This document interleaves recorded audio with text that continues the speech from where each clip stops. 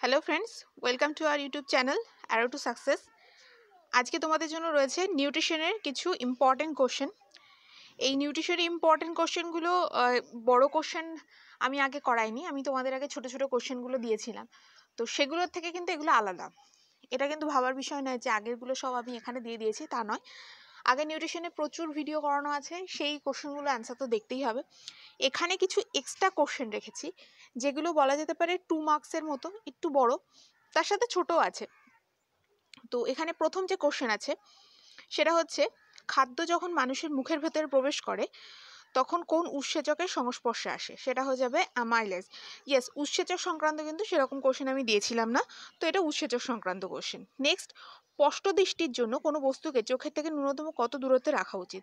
স্পষ্ট দৃষ্টি মানে ক্লিয়ার ভিশনের জন্য আই থেকে একটা মিনিমাম একটা ডিস্টেন্সে কোনো বস্তুকে রাখতে হয়, সেটা হচ্ছে 25 সেন্টিমিটার। নেক্সট হচ্ছে, মানবদেহের সুষুম্না স্নায়ুর সংখ্যা কটি? এটা হয়ে যাবে 31 জোড়া। যদি পরে করোটীয় স্নায়ু সেক্ষেত্রে হয়ে যাবে 12 জোড়া, এটা মাথায় রাখবে। নেক্সট হচ্ছে, মানবদেহের পাচন গ্রন্থির অন্তর্গত কোন অঙ্গটির আকার ইংরেজি জি অক্ষরের মতো? এটা হয়ে যাবে পাকস্থলী। তো এই যে এখানে দেখো আরো নেক্সট পরে কোশ্চেন রয়েছে, যে কোশ্চেনটা অনেকটা বড় বাট অ্যান্সারটা ছোট, যে দুধে প্রচুর পরিমাণে ভিটামিন সি থাকে এবং এটির মধ্যে আরও অনেক পুষ্টিগুণ থাকা সত্ত্বেও এটাকে সুষম খাদ্য বর্তমান যুগে বলা যায় না, বিকজ দুধের মধ্যে কোনো আয়রন নেই। নেক্সট, ক্ষুদ্রান্তের একক কি? ক্ষুদ্রান্তের একক হচ্ছে ভিল্লি বা ভিলাই। মানবদেহে অন্ত্রে কোন ব্যাকটেরিয়া বসবাস করে এবং এর কাজ কি? মানবদেহের অন্ত্রে তোমরা জানো কোলাই ব্যাকটেরিয়া অবস্থান করে এবং এটা কিভাবে কাজ করে আমি এখানে দিয়ে দিয়েছি। আচ্ছা, যেগুলো যেগুলো ইম্পর্টেন্ট আমি সেগুলো বলে দিচ্ছি তোমাদের। সবগুলোরই এই যে এখানে যেসব কোশ্চেনগুলো রয়েছে, এই কোশ্চেনগুলোর সবকটারই অ্যান্সার তোমরা আমাদের অফিসিয়াল ওয়েবসাইটে পেয়ে যাবে এবং সেখানে তোমাদের যদি গুগল ট্রান্সলেটর যদি ইনস্টল করা থাকে দেন তোমরা ইংলিশ বেঙ্গলি দুটো ভার্সনে দেখতে পারবে। দেখতে পাচ্ছ arrow to success official website. তো এখানে তোমাদের সুবিধাটা কি হবে? প্রথমে তো তোমরা বেঙ্গলিতে পড়ে নিতে পারবে, বা যারা হিন্দিতে যাদের মাদার টাং তারা হিন্দিতে পড়ে নিলে দেন সেগুলোর ইংলিশ ভার্সনটা দেখে নিলে, তাহলে কি হবে, কোশ্চেনটা বুঝতে সুবিধা হবে, আর যারা ইংলিশে লিখবে তাদের তো অবশ্যই সুবিধা হবে। নেক্সট দেখো যেটা রয়েছে, মিথজীবী পুষ্টি।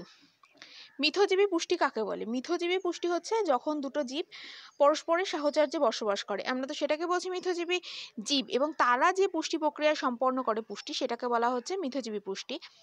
নেক্সট দেখো, হলজৈক হলোফাইটিক পুষ্টি কাকে বলে, আর সেটার পার্থক্যও দিতে পারে, তো সেটা এখানে পার্থক্য রেখেছি। দেন কার্বোহাইড্রেটকে প্রোটিন বাঁচুয়া খাদ্য বলে কেন, এটাও ইম্পর্টেন্ট জানো। পাকস্থলীর পাক রসে উপস্থিত অ্যাসিডটির নাম কি? এটা হয়ে যাবে হাইড্রোক্লোরিক অ্যাসিড। একটা জিনিস সবসময় মাথায় রাখবে, অ্যাসিড হচ্ছে হাইড্রোক্লোরিক অ্যাসিড, বা যদি উৎসেচক বলে সেটা হয়ে যাবে পেপসিন। ওকে। কোন ভিটামিন বয়স্কদের অনক্রমতা বৃদ্ধিতে সহায়তা করে? Vitamin E.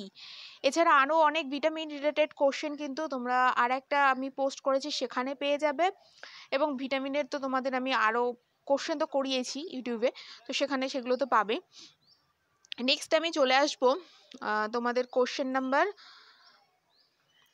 22। 22তে কি আছে? উপচিতি বিপাক অপচিতি বিপাক বলতে কি বোঝো? এটা হচ্ছে মানুষের বিপাক রিলেটেড। বিপাক, আচ্ছা, বিপাকের একক কি জানা আছে তোমাদের? বিপাক কি হয়? আমাদের বডিতে যে এনার্জি উৎপাদনের ক্ষমতাকে তো বলছে বিপাক। তো এটাকে মেজারমেন্ট করা হয় বিএমআর ইউনিটের মাধ্যমে, বেসাল মেটাবলিক রেট, সেই সংক্রান্ত একটা কোশ্চেন রেখেছি। কোশ্চেন নাম্বার 23 দেখো, যেখানে রয়েছে এমন একটি ভিটামিনের নাম করো যা আমাদের দেহে উৎপন্ন হয় এবং তার কাজ উল্লেখ করো। তো ভিটামিন ডি, অনেকে মনে করে যে সূর্য রশ্মি থেকেই ভিটামিন ডি উৎপন্ন হয় আমাদের বডিতে, বাট ভিটামিন ডি যেটা, সেটা হচ্ছে সূর্য রশ্মির মাধ্যমে আমাদের ত্বকে উপস্থিত একটা সেল থাকে, সেই সেল থেকে উৎপন্ন হয়। দেন এখানে কাজগুলো দিয়ে দিয়েছি। দেন রক্তকে তরল যোগ কলা বলে কেন? তোমরা দেখেই বুঝতে পারছো যে এই কোশ্চেনগুলো কিন্তু বেশ ইম্পর্টেন্ট, অন্তত এই কোশ্চেনগুলোর সাথে তো তোমরা নিশ্চয়ই পরিচিত আছো। দেন দেখো, মানবদেহের হৃৎপিণ্ডের ডান অলিন্দ বাম নিলয়, তোমাদের মনে হতেই পারে এই কোশ্চেনটাতে, যে 25 নাম্বার কোশ্চেনটাতে আমি কেন ডান অলিন্দ বাম নিলয় বলেছি? আমি ডান অলিন্দ ডান নিলয় বলতে পারতাম না, এটা বলিনি। তার কারণ হচ্ছে, একবার দেখো দুটো কোশ্চেন আমি পরপর রেখেছি। প্রথমটা হচ্ছে হৃৎপিণ্ড থেকে দূষিত রক্ত গ্রহণ করছে ডান অলিন্দ, আর এটাকে নিম্ন মহাশিরার মাধ্যমে দূষিত পদার্থকে গ্রহণ করে, আর বাম নিলয় কি করছে? মহাধমনির মাধ্যমে সারা দেহে যে প্রেরণ করে দেয়। অ্যান্ড দেন যেটা রয়েছে আর কি বাম অলিন্দ ডান নিলয়, সেটা কিন্তু ফুসফুসীয় সংক্রান্ত। তো প্রথমটা হৃৎপিণ্ড সংক্রান্ত, সেটা মনে রাখবে, আর পরেরটা কিন্তু ফুসফুসীয় সংক্রান্ত। নেক্সট দেখো রক্তের উপাদানগুলি কি কি। আমি জাস্ট কোশ্চেন নাম্বার 28 আমি এখানে জাস্ট লিখে দিয়েছি রক্তরস এবং রক্তকণিকা। তোমরা ইচ্ছা করলে রক্তকণিকার ভাগগুলো লিখতে পারো, রক্তরসের মধ্যে কত % জল থাকে সেটাও ইচ্ছা করলে লিখতে পারো, as a wish. Then question number 30, question number 30-র মধ্যে রয়েছে রক্তের প্রধান যে উৎসস্থল এবং ধ্বংসস্থল কোথায়। এটার জন্য আমি তোমাদের রেকমেন্ড করব যে ইউটিউবে আমাদের চ্যানেলে বা অন্য যে কোনো চ্যানেলেও তোমরা ফলো করতে পারো, সেখানে ব্লাড রিলেটেড যেসব টপিকগুলো রয়েছে সেগুলো তোমরা আগে ফলো করবে। আমাদের চ্যানেলে ব্লাড রিলেটেড কিন্তু পুরো ডিটেলস আমি দিয়ে দিয়েছি সেখানে, যে লোহিত রক্তকণিকা কোথা থেকে উৎপন্ন হয়, শ্বেত রক্তকণিকা, সেই ডিটেলসটা কিন্তু জানাটা অত্যাধিক জরুরি। দেন এবিও পদ্ধতি কি।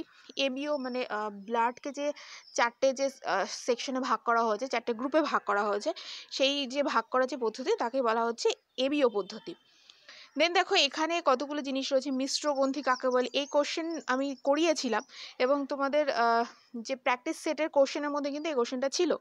নেক্সট এই কোশ্চেনগুলো তোমরা হয়তো জানো না। ইনসুলিনকে অ্যান্টি ডায়াবেটিস হরমোন বলে কেন। ইনসুলিন অ্যান্টি ডায়াবেটিস হরমোন বলে বিকজ এটা ডায়াবেটিস হলে আর কি রক্তে যদি শর্করার পরিমাণ যদি বৃদ্ধি পায় তাহলে সেটা কমাতে সাহায্য করছে, এই জন্য মানে বিপরীতমুখী ওয়ার্ক করছে, ওই জন্য এটাকে অ্যান্টি ডায়াবেটিস হরমোন বলে। অ্যান্টি ডায়াবেটিকও কিন্তু বলা হয়, অ্যান্টি ডায়াবেটিস কখনো অ্যান্টি ডায়াবেটিকও বলা হয়। Next question number 36, question number 36 আছে হরমোনকে জীবদেহের রাসায়নিক সমন্বয় সাধক বলে কেন। বিকজ হরমোন যে জায়গায় উৎপন্ন হয় সেখানে কাজ করে না এবং তার থেকে দূরবর্তী স্থানে গিয়ে কাজ করে। হরমোন আমি অনেকটা বলে দিয়েছি, হরমোনে কিন্তু ওটা ডিটেলসে বলে দিয়েছি, আর এখান থেকে শর্টে জাস্ট এখানে অ্যান্সার লেখার জন্য যেটুকুনি দরকার আমি সেটুকুনি লিখেছি। আর এরপরে দেখো কোশ্চেন নাম্বার 36, এটা কিন্তু ভীষণ ইম্পর্টেন্ট।